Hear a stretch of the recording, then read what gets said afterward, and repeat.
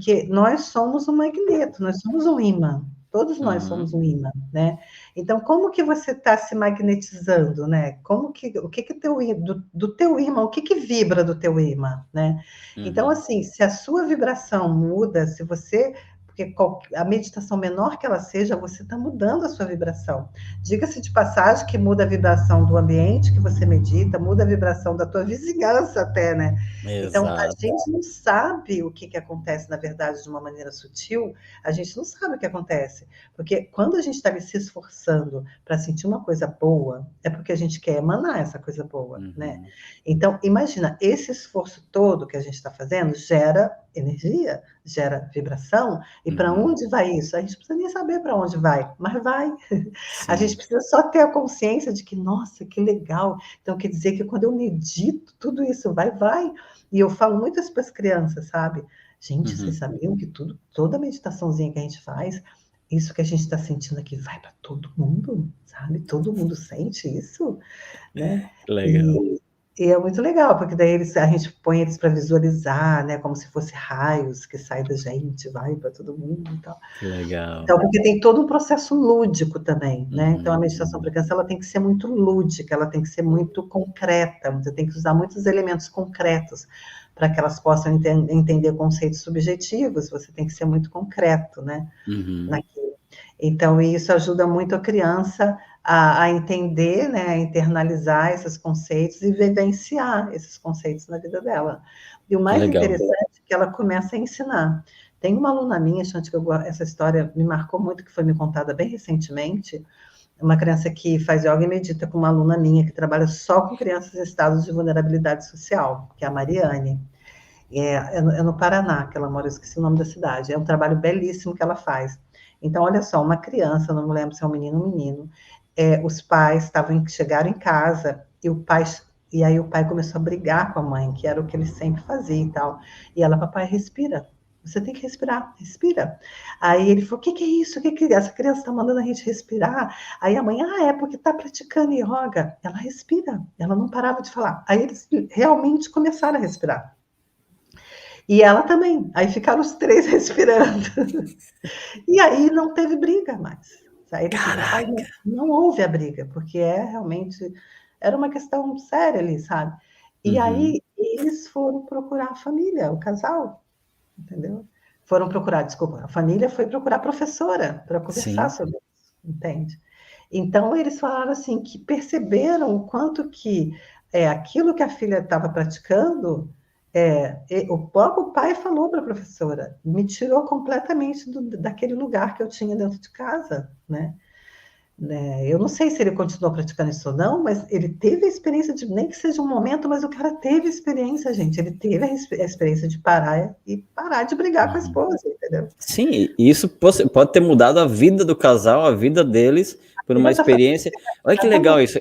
Uma aplicação que o professor fez lá dentro da sala de aula, influenciou na criança positivamente, que influenciou nos pais. Eu tenho uma live com essa minha aluna, a Mariane. Ela conta histórias assim de jovens que não tinham perspectiva de vida nenhuma, que estavam realmente vivendo coisas bem estranhas e que eles estão se profissionalizando. Olha, eu fico super emocionada. Eles estão se profissionalizando por causa da yoga, por causa da meditação, por causa de todo esse suporte que eles estão recebendo de uma pessoa que é uma pessoa extremamente séria, extremamente sensível, extremamente praticante, extremamente dedicada, sabe? Pensa numa profissional extremamente dedicada, é a Mariane, né? E ainda trabalhando com... Ela tem 300 alunos. Caramba! Gente, é aluno pra caramba, entendeu? Tipo, é um projeto, assim, gigante. Então, eu fico muito lisonjeada e feliz, entendeu? Assim, tipo, de estar ali colocando um tijolinho, né? Que, na verdade, o que eu fiz foi colocar um tijolinho nesse edifício que essa menina está construindo, Sim. entendeu? Tipo, Hoje você dá bastante, você dá também, como é que é, formação ou instrução para professor. Como é que atualmente eu funciona? estou trabalhando com duas coisas bem maiores, assim. Uma é o treinamento sobre como ensinar meditação para crianças, né? Então, esse treinamento, ele tem a duração de 8 horas hoje, por enquanto, e aí o professor sai com uma base para trabalhar a meditação para a criança e também com uma base sobre como ele tem que olhar para a sua própria meditação, tá? Então, é bem lúdico, tem a parte teórica, mas é muito vivencial. Graças a Deus está dando uma repercussão muito legal, os professores estão gostando muito. E aí eu tenho uma formação que é sobre como ensinar yoga para crianças, que são 30 horas de aula ao vivo, e mais trabalhos que tem que fazer em casa, 2 monitorias comigo, sabe? Então, eu decidi fazer 2 monitorias, antes mudou muito o trabalho, então eu dou uma monitoria no início, que aí eu vou conhecer o aluno, vou ver com o que ele quer levar yoga para onde? Eu tenho aluno que está levando yoga para consultório médico. Nossa! Eu tenho aluna que está levando yoga para lá para o consultório de dentista, patinadora, psicóloga. Eu tive uma psicóloga que ela fez um curso comigo em 2015, e agora ela fez outro comigo há 2 semanas atrás. E ela falou, Cris, o material do primeiro curso que eu fiz, eu uso até hoje. Imagina, 2015, nós estamos em 2013. Nossa! Então, assim, ela usa no atendimento psicológico, sabe?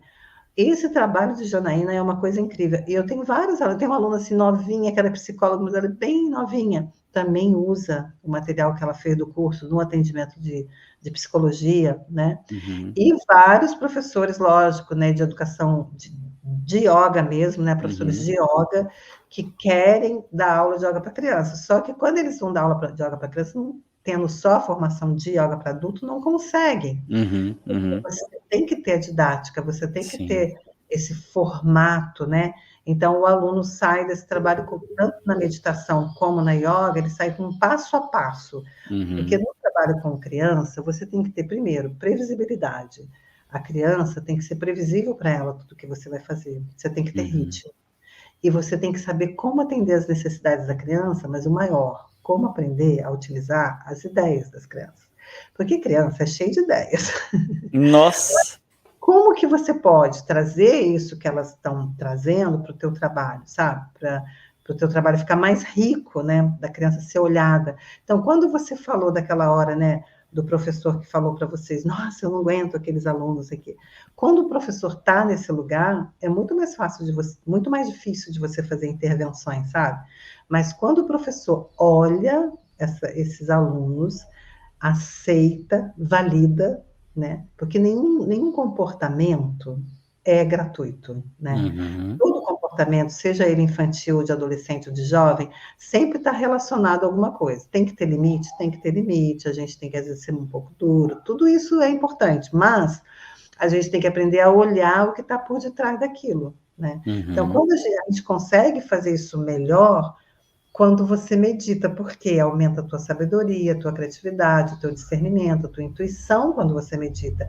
Então, a tua intervenção nas situações com as crianças não vai ser igual, entendeu? Porque você vai estar num outro lugar, né? Você vai estar mais no lugar de empatia, no lugar de compaixão, né? No lugar de ver realmente o que pode estar por detrás daquele comportamento. A sua leitura, às vezes, ela passa a ser um pouco mais refinada, aí as suas intervenções vão ser mais refinadas também.